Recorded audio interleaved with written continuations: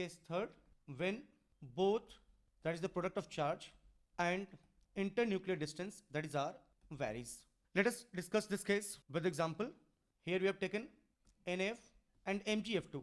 In NaF, the charge on sodium is +1, fluorine -1. In MgF2, the charge on magnesium is +2 and that of fluorine has -1 charge. Here, the product of charge in case of NaF is equal to 1, and in case of MgF2, it will be equal to, that means we are finding that the product of charges in both these two different compounds, that is sodium fluoride and magnesium fluoride, are 1 and 2 respectively, and hence they are different. Also, the ionic radius of sodium and magnesium will be different. Means here we have different internuclear distance as well as we have different product of charges. Now, we have already observed that lattice energy is directly proportional to the product of charge and is inversely proportional to the internuclear distance. Here we are finding that magnesium 2 positive will have smaller size as compared to Na positive. So we can conclude that in case of MgF2, the product of charges are greater, point 1. Point 2 is that it has also got smaller internuclear distance. So in MgF2, R is smaller and Q1, Q2 is greater. So melting point of MgF2 will be greater than NaF. So this how, on using the concept of lattice energy, we can compare the melting point. In very first case, we have taken same internuclear distance, but the product of charges are different. In the second case, we have taken the same product of charges, but different internuclear distance. And in case third, we had the variation in both the product of charges as well as internuclear distance. Now, we have to utilize the concept of polarization for comparing the melting point. Student, remember that we generally use the concept of polarization, but when we find that in a molecule, when the polarization is negligible, then in that case, we use the 3 cases of lattice energy. So let's see how polarization will be utilized to compare the melting point of different ionic compounds. So about polarization, we have dealt in Fazan's rule that when size of cation decreases or the size of anion increases or charge on cation or anion increases, that will increase the polarizing power of cation, which in turn will increase the polarization, increasing the covalent character and decreasing the ionic character. Now, remember that we have discussed earlier that lattice energy is directly proportional to melting point. In the same way, polarization and melting point are inversely proportional to each other. Means more is the polarization, less will be the melting point of ionic compound. Means if the cationic size decreases or the anionic size increases or the charge on cation on anion increases, that will increase the polarization in the compound and hence that will decrease the melting point also.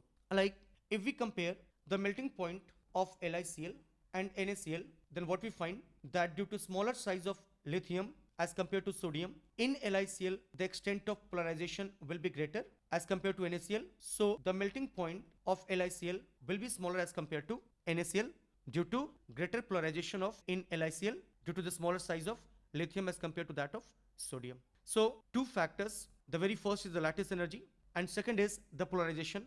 These are the two factors by using which we can compare the melting point of ionic compounds. So after completing the comparison of melting point in ionic compounds, now the another property of the ionic compound which we have to discuss is its solubility. So let's compare the solubility of different ionic compounds. Now we have a great saying in chemistry that like dissolves like. Means here solubility is referring of mixing a solute and the solvent. So we have to use the concept of like dissolves like. Means if the solute is polar, then it is readily soluble in a polar solvent, and if the solute is non-polar, it will have greater solubility in a non-polar solvent. Since ionic compounds possess charges, like if we discuss about NaCl, what we find that Na and Cl, both of them have charges. Na after losing one electron becomes a cation and Cl on gaining electron it becomes anion. That means they are possessing +1 and -1 charges, means they have their net dipoles leading to polarity. Now student, remember that as the polarity increases, its solubility in the polar solvent also increases. So the note is, means when the polarity of solute increases, also when the polarity of solvent increases, then in that case, the solubility increases. Now, with the increasing ionic character, the polarity will be increased. Why? Because once the ionic character is increased, the net dipole associated with the cation and the anion will be increased, leading to more polarity and hence more solubility in the ionic compounds. So we can conclude that polarity of solute increases or polarity of solvent increases, solubility of ionic compound will be increased. Now, as stated earlier, that the polarity of solute ionic compound will be increased when the ionic character is increased. So we can conclude here is that solubility of ionic compound will be inversely proportional to the polarization, because more is the polarization, more will be the covalent character, and hence less will be the ionic character. And what we know that more is the ionic character, more is the solubility.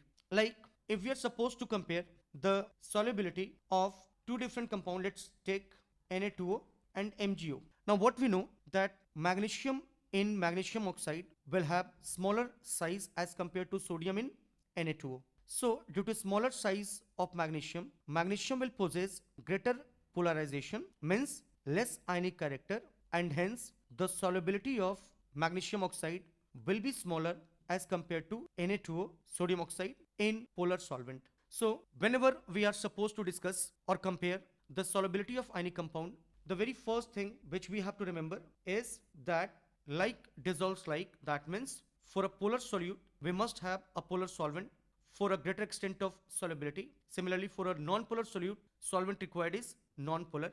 Now, due to the presence of charge in the ionic compounds, they have their net dipoles, means they possess polarity, and once the polarity is increased, the solubility of ionic compound in polar solvent will be increased, and with the increasing polarization, there will be decrease in the ionic character, and hence there will be decrease in the polarity, due to which solubility of ionic compound will be decreased once the polarization is increased. So in the example Na2O and MgO, magnesium due to smaller size was having greater extent of polarizing power as compared to sodium. So MgO due to greater covalent character or less ionic character will have smaller solubility in polar solvent as compared to that of Na2O.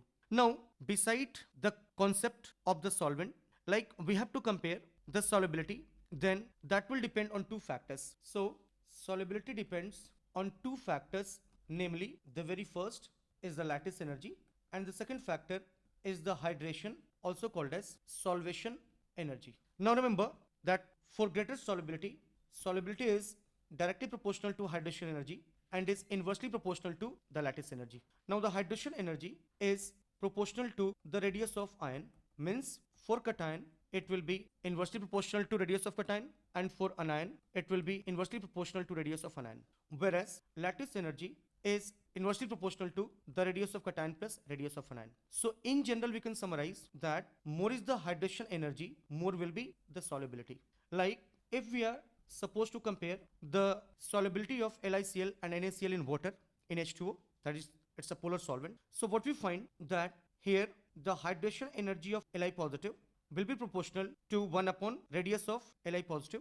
Similarly, in NaCl, the hydration energy or the solvation energy liberated due to Na positive will be inversely proportional to radius of Na positive. Now, in LiCl and NaCl, we are finding that the radius of Na positive will be greater as compared to Li positive. So, since its radius is greater, that means hydration energy liberated or evolved due to Na positive in NaCl will be smaller as compared to Li positive in LiCl.